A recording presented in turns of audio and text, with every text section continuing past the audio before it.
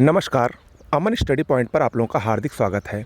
UPPCS प्रारंभिक परीक्षा daily quiz में आज हम लोग भूगोल के प्रश्नों को देखेंगे। पहला प्रश्न आप लोगों के सामने, जर्मनी के संदर्भ में निम्न कथनों में से कौन सा सही नहीं है। 4 कथन दिए गए हैं। जर्मनी जो कि यूरोप का एक बहुत ही प्रमुख देश है और बहुत ही बड़ा देश है, उसके बारे में ये 4 कथन मैं कथनों को पढ़ दे रहा हूँ। पहला कथन है, राइन और रूर नदी के बीच का क्षेत्र कोयला उत्पादन के लिए प्रसिद्ध है। दूसरा है, ब्लैक फॉरेस्ट तथा हॉर्ज पर्वत ज्वालामुखी पर्वत है। सैक्सोनी प्रदेश में लिग्नाइट कोयले के भंडार पाए जाते हैं और म्यूनिख कला और संस्कृति का केंद्र है। इसमें से अगर हम देखें तो ऑप्शन बी जो है यही सही नहीं है, क्योंकि ब्लैक फॉरेस्ट और हॉर्ज पर्वत ये दोनों तो जर्मनी में तो हैं, लेकिन ये ज्वालामुखी नहीं है, बल्कि ये वनाच्छादित पर्वत श्रृंखलाएँ हैं। इस पर बहुत सारे वन पाए जाते हैं, इसीलिए इसका नाम भी ब्लैक फॉरेस्ट पड़ा है। ठीक है, तो ऑप्शन बी इसमें सही नहीं है, बाकी सभी इसमें सही हैं। ठीक है, ब्लैक फॉरेस्ट एक वनाच्छादित पर्वत श्रृंखला है।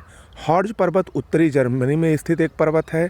राइन नदी यूरोप के कई देशों से बहने वाली नदी है, जिसमें जर्मनी है, फ्रांस है, डच यानी नीदरलैंड से होकर भी बहती है। ये राइन नदी विश्व की सबसे व्यस्त व्यापारिक नदियों में से एक है और वहाँ का जो सैक्सोनी क्षेत्र है जर्मनी का, वो कोयला भंडार के लिए बहुत ही फेमस है।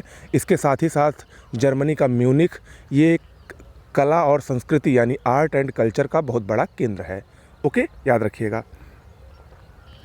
दूसरा प्रश्न है, निम्न देशों में से कौन सा देश स्थलबद्ध नहीं है यानी लैंड लॉक्ड। देखिए, जो देश समुद्र की सीमा को नहीं टच करते हैं उनको लैंड लॉक्ड कहा जाता है। उन्हें वो चारों तरफ भूमि से ही घिरे रहते हैं। तो इसमें से देखेंगे आप तो घाना ये स्थलबद्ध देश नहीं है। घाना अफ्रीका में स्थित देश और ये समुद्र के किनारे स्थित देश है, अगर आप इसको मैप में लोकेट करेंगे तो। वहीं अगर हम बात करें अफ्रीका महाद्वीप के स्थलबद्ध देशों की, लैंड लॉक्ड देशों की, जो कि परीक्षा में खूब पूछे जाते हैं। परीक्षा में अगर विश्व भूगोल से सबसे ज़्यादा क्वेश्चन कहीं से बनता है तो वो अफ्रीका महाद्वीप से ही बनता है।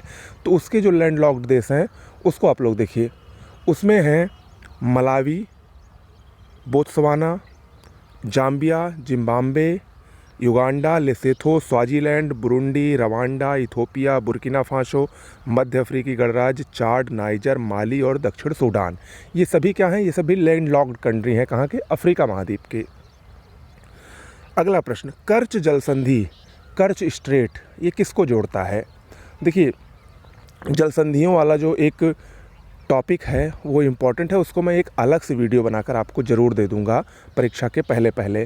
फ़िलहाल इसको देखते हैं। ये जो कर्च जलसंधि है ये अजोब सागर को काला सागर से जोड़ती है।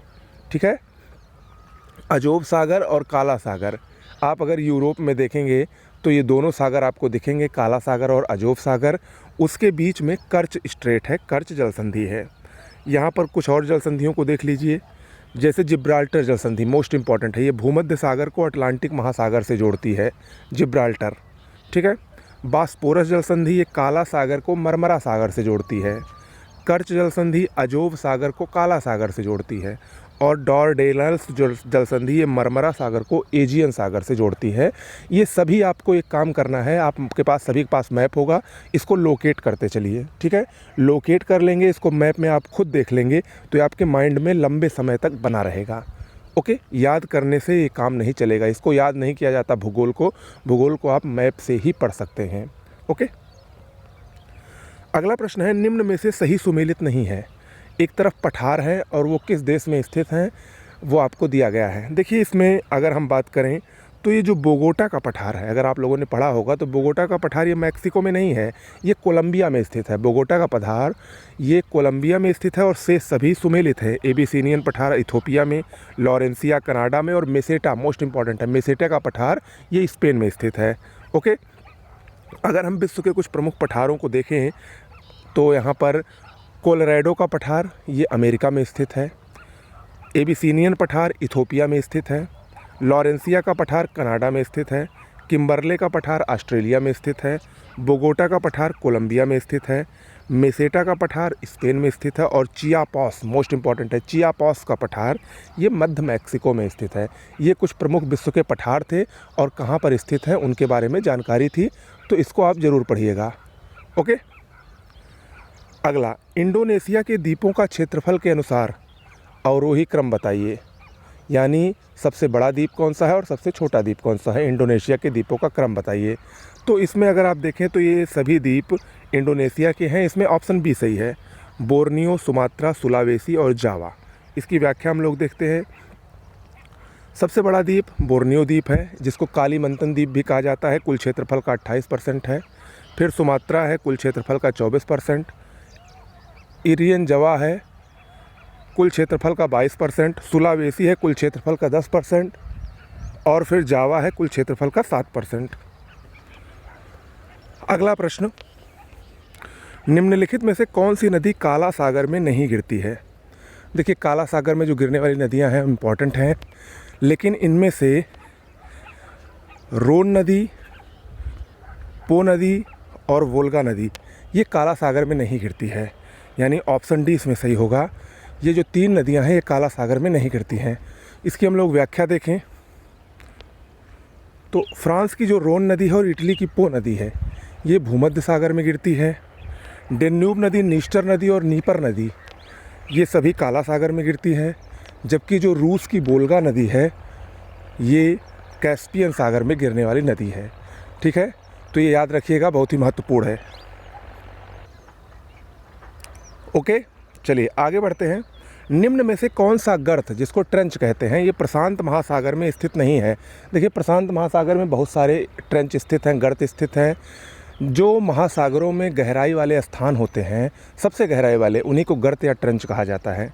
तो इनमें से मैरियाना, टोंगा और मिंडनाओ गर्त ये तीनों प्रशांत महासागर में ही स्थित है, जिसमें जो मैरियाना गर्त है ये लगभग 11 किलोमीटर गहरा है और विश्व का सबसे गहरा गर्त माना जाता है, सबसे गहरा ट्रेंच माना जाता है।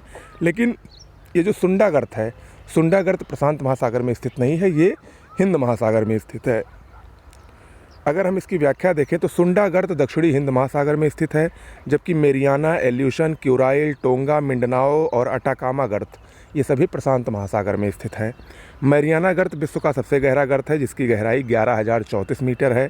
मैरियाना गर्त फिलीपींस में स्थित है, फिलीपींस द्वीप समूह के बगल में स्थित है।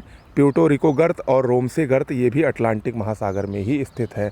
यानी हमने आपको प्रशांत, हिंद और अटलांटिक तीनों में जो प्रमुख गर्त हैं उन तीनों के बारे में बताया। अब आपका एक काम होना चाहिए, इसको नोट डाउन कर लीजिए, जिससे बार बार कहीं ढूंढना ना पड़े आपको। ओके। अगला प्रश्न है, निम्न में से कौन सा देश भूमध्य सागर से संलग्न नहीं है। देखिए, भूमध्य सागर जो है उसके आसपास जितने भी देश हैं, चाहे वो अफ्रीका के हों चाहे वो यूरोप के हों, इन सब को आप नोट डाउन जरूर करिएगा। ठीक है, इसको बीच में भूमध्य सागर बना लीजिए और किनारे किनारे लोकेट कर लीजिए, आसानी से आपको याद हो जाएगा। तो इसमें अगर आप देखें तो जिबूती, अगर आप मैप खोले हों तो मैप में देखिएगा, जिबूती जो है ये भूमध्य सागर से संलग्न नहीं है, यानी जिबूती की सीमा भूमध्य सागर को टच नहीं करती है। यहाँ पर देखिए, भूमध्य सागर से संलग्न जो अफ्रीकी देश हैं उनको देख लीजिए, मोरक्को, अल्जीरिया, ट्यूनीसिया, लीबिया और मिस्र, ये 5 देश हैं जिनकी सीमा टच करती है भूमध्य सागर से। जबकि भूमध्य सागर के पास ही लाल सागर है, वहाँ से जो संलग्न अफ्रीकी देश हैं यानी जिसकी सीमा लाल सागर से मिलती है वो है मिस्र, सूडान, इरिट्रिया और जिबूती। यानी जिबूती की सीमा लाल सागर से मिलती है, ना कि भूमध्य सागर से मिलती है। ओके। अगला, निम्न में से सुमेलित नहीं है। एक तरफ प्रमुख खेतियों का नाम दिया गया है, उसको क्या कहते हैं उसका नाम दिया गया है। तो इसका जो सही आंसर होगा वो होगा सिल्वी कल्चर। ये मुर्गी पालन से नहीं संबंधित है। देखिए, हम कुछ प्रमुख कृषि पद्धतियों को और उनको क्या कहते हैं आपको बता देते हैं। विटी कल्चर, ये अंगूरों की खेती को कहा जाता है। पीसी कल्चर, मछली पालन की क्रिया को कहा जाता है। सेरीकल्चर, रेशम उत्पादन की क्रिया को कहा जाता है। हॉर्टिकल्चर में फलों का उत्पादन किया जाता है व्यापारिक स्तर पर। ओके। ओलवी कल्चर, जैतून की खेती इसके अंतर्गत की जाती है। एपी कल्चर, मधुमक्खी पालन। फ्लोरीकल्चर, व्यापारिक स्तर पर फूलों की खेती। सिल्वी कल्चर अभी आया था, इसके ये वनों का संरक्षण और संवर्धन क्रिया से संबंधित है। मेरी कल्चर, व्यापारिक स्तर पर समुद्री जीवों का उत्पादन। वर्मी कल्चर, केचुआ पालन। मोरी कल्चर, सहतूत की खेती। और एरोपोनिक, ये हवा में पौधों को उगाना, हवा में पौधों को उगाना क्या कहलाता है? एरोपोनिक कहलाता है। ठीक है, तो याद रखिएगा। अगला प्रश्न है, निम्न ज्वालामुखी और उनकी अवस्थिति के संदर्भ में कौन सुमेलित नहीं है? ज्वालामुखी पर्वतों के नाम दिए गए हैं या ज्वालामुखियों के नाम दिए गए हैं और वो किस देश में स्थित है? इसमें से एक सुमेलित नहीं है। तो कौन सा सुमेलित नहीं है? असामा। असामा इटली में नहीं है बल्कि ये जापान में स्थित ज्वालामुखी है। बाकी जबकि इरेबस अंटार्कटिका में, कोटोपैक्सी इक्वाडोर में और पारिकन मैक्सिको में बिल्कुल सही सुमेलित है। देखिए, कुछ हम आपको सक्रिय ज्वालामुखी के उदाहरण बता दे रहे हैं और वो किस देश में स्थित है उसको देख लीजिए, क्योंकि ये जो चारों मैंने अभी आपको बताए वो सभी सक्रिय ही है। कोटोपैक्सी इक्वाडोर में मोस्ट इम्पॉर्टेंट है। क्लूचेवास्काया रूस में स्थित ज्वालामुखी है। मोना लोआ हवाई द्वीप most important. Erebus Antarctica. Etna ज्वालामुखी इटली के सिसिली द्वीप पर। विल्ली टीका चिली में स्थित ज्वालामुखी है। रूहापेई न्यूजीलैंड में स्थित है। पारिकन मैक्सिको में स्थित है। असामा ज्वालामुखी ये जापान में स्थित है। विसुवियस इटली के नेपल्स की खाड़ी में स्थित है और स्ट्राम्बोली भी इटली के लिपारी द्वीप पर स्थित प्रमुख ज्वालामुखी है। ठीक है, तो आज के लिए इतना ही। आप लोगों ने कितना सही किया ज़रूर बताइएगा। साथ ही साथ आपको हर सब्जेक्ट से संबंधित टेस्ट अगले 70 दिनों में ज़रूर मिलेगा, बहुत सारे, और धीरे धीरे प्रश्नों की संख्या को भी हम इंक्रीज करेंगे। कैसा लगा टेस्ट ज़रूर बताइएगा। नमस्कार।